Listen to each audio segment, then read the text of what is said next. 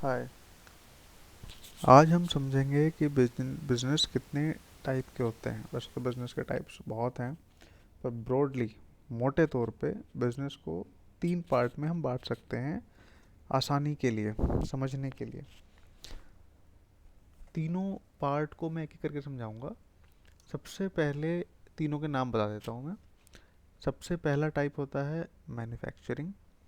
Manufacturing का मतलब है कुछ बनाना, आप एक्चुअली कुछ प्रोड्यूस कर रहे हो। दूसरा टाइप हो गया ट्रेडिंग, इसमें आप कुछ बना नहीं रहे हो, सिर्फ ट्रेड कर रहे हो, खरीद रहे हो, बेच रहे हो। और तीसरा हो गया सर्विसिंग, इसमें कोई माल नहीं है, सिर्फ आप सर्विस दे रहे हो किसी को। तो 3 तरह से बांटा जा सकता है, मैन्युफैक्चरिंग, ट्रेडिंग, सर्विसिंग। अब एक एक करके मैं तीनों को डिटेल में समझाता हूँ। इस वीडियो में हम सिर्फ मैन्युफैक्चरिंग को पहले समझेंगे। मैन्युफैक्चरिंग बड़ा ही इंटरेस्टिंग है और मेन है। मैन्युफैक्चरिंग में आप एक्चुअली कुछ प्रोड्यूस कर रहे हो। अब जैसे लास्ट वीडियो में मैंने आपको बताया था, चप्पल का एग्जाम्पल दिया था, ठीक है। चप्पल में या फिर आ, किसी मैन्युफैक्चरिंग बिजनेस में सबसे पहले आता है रॉ मटेरियल, जो आपकी मेन रिक्वायरमेंट होती है। ये आपका इनपुट है, रॉ मटेरियल। ये वो नहीं है इससे आपका आइटम बनेगा, ठीक है। इसको हम आर एम लिख देते हैं, रॉ मटेरियल। रॉ मटेरियल नाम याद कर लीजिए, आर एम, रॉ मटेरियल। ये आएगा, फिर इससे आपका प्रोसेसिंग होगा रॉ मटेरियल का, और आपका इंटरमीडिएट गुड एक बनेगा, ठीक है। इसको बोलते हैं आई एम, इंटरमीडिएट गुड। और फाइनली इंटरमीडिएट गुड, और फाइनली पूरा फिनिश होके ये लास्ट आपका आइटम बन जाएगा फिनिश गुड, जो कि आपका एंड प्रोडक्ट है, ठीक है। अब मैन्युफैक्चरिंग में ये तीनों चीज़ें इंपॉर्टेंट हैं, raw material, intermediate good and finish goods. चप्पल वाला एग्जांपल ले लेते हैं।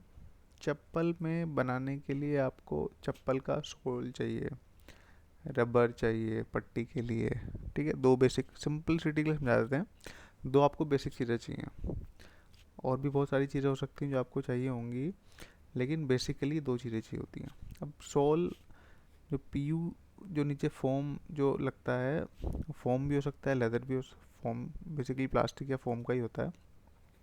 तो पीयू सोल आप बना बनाया भी ले सकते हैं, या फिर आप इसको खुद से वहाँ पे अपने यहाँ पे मैन्युफैक्चर भी कर सकते हैं। फॉर एग्जांपल, आपने रॉ मटेरियल में वो वाले केमिकल लिए जिससे सोल बनेगा। सोल आपका फिनिश गुड्स नहीं है, इंटरमीडिएट गुड है। तो आपने सबसे पहले केमिकल्स लिए, केमिकल्स को प्रोसेस किया, और आपने जूते का या चप्पल का सोल बना दिया, इंटरमीडिएट गुड हो गया।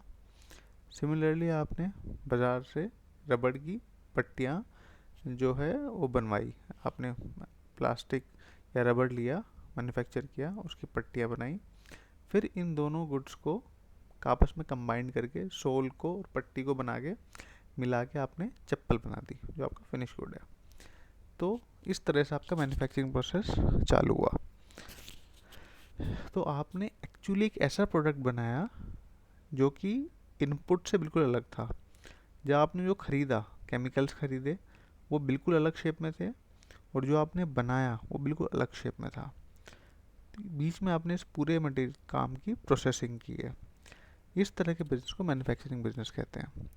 इस बिज़नेस की खास बात यह है कि इस बिज़नेस में प्रॉफिट अच्छा होता है, क्योंकि आपने काफ़ी मेहनत करी है इसमें, आपने पूरा एक नया ही प्रोडक्ट बना दिया है बीच के प्रोडक्ट से। आपने काफ़ी वैल्यू एडिशन किया है उसमें, केमिकल्स लेना और केमिकल से फाइनली एंड प्रोडक्ट बनाने में आपने टाइम लगाया है, मेहनत लगाई है, मशीन लगाई है, लोग लगाए हैं।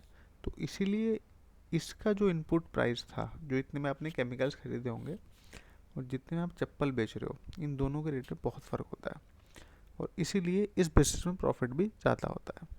तो ये खासियत है मैन्युफैक्चरिंग बिजनेस की। I hope I am clear. अगले वीडियो में मैं आपको एक और एग्जांपल दूंगा मैन्युफैक्चरिंग बिजनेस का ही। Thank you.